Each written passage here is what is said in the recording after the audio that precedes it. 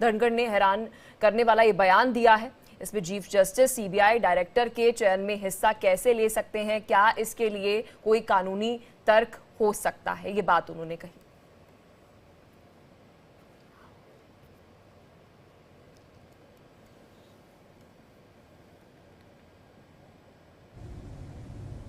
How can in a country like ours or in any democracy,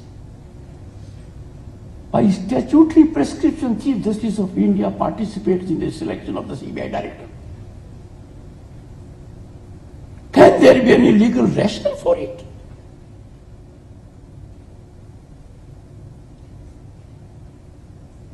I can appreciate that statutory prescription took shape because executive of the day yielded to a judicial verdict.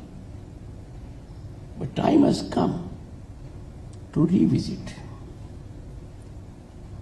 This surely does not merge with democracy. How can we involve Chief Justice of India with any executive appointment? तो चलिए इसी खबर पर और अधिक जानकारी के साथ और लीगल पॉइंट ऑफ व्यू आपको देने के लिए हमारे लीगल एडिटर आशीष सिन्हा हमारे साथ जुड़ चुके हैं। आशीष, इस वक्त दर्शकों को हम उपराष्ट्रपति का बयान सुना रहे थे जो सीबीआई के बता दें कि डायरेक्टर को लेकर और साथ ही वो बयान जो धनखड़ ने दिया है इसको लेकर लीगैलिटीज क्या कुछ कहती हैं?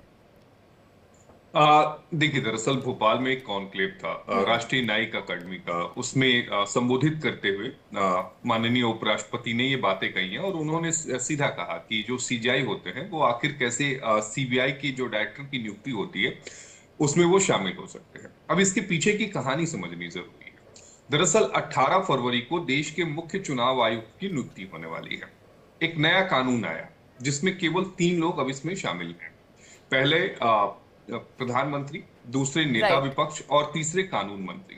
पहले जो कानून हुआ करता था उसमें कानून मंत्री की जगह सीजीआई हुआ करते थे, यानी सुप्रीम कोर्ट के मुख्य न्यायाधीश। केंद्र सरकार ने इस कानून को बदल दिया था। इसको लेकर सुप्रीम कोर्ट में अभी जो पिटीशन है वो पेंडिंग है, जिसमें यह कहा गया है कि सीजीआई को मुख्य चुनाव आयुक्त की नियुक्ति में रखना चाहिए कि देश का अगर कोई मुख्य चुनाव आयुक्त होता है, जिस पर सुप्रीम कोर्ट ने केंद्र से कई तीखे सवाल पूछे थे। ये तो कहानी का एक पार्ट है।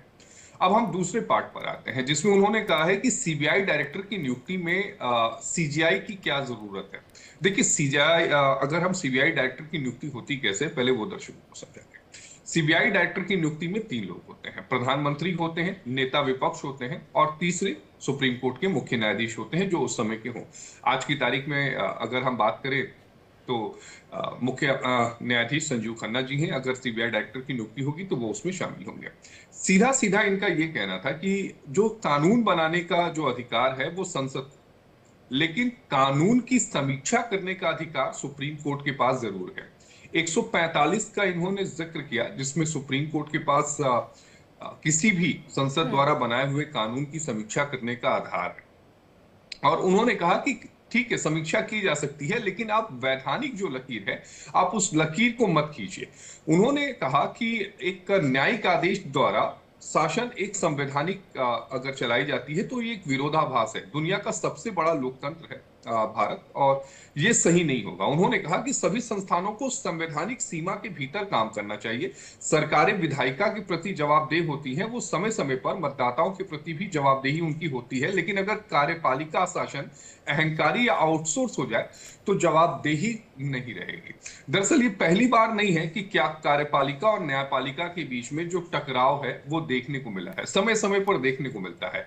लेकिन उपराष्ट्रपति का इस तरह खुले मंच पर ये बोलना ये बड़ी बात है, और वो भी तब जब वो सुप्रीम कोर्ट के खुद वकील। आशीष, बहुत शुक्रिया, बेहतरीन तरीके से आपने दर्शकों को इस बारे में जानकारी दी कि जो लीगल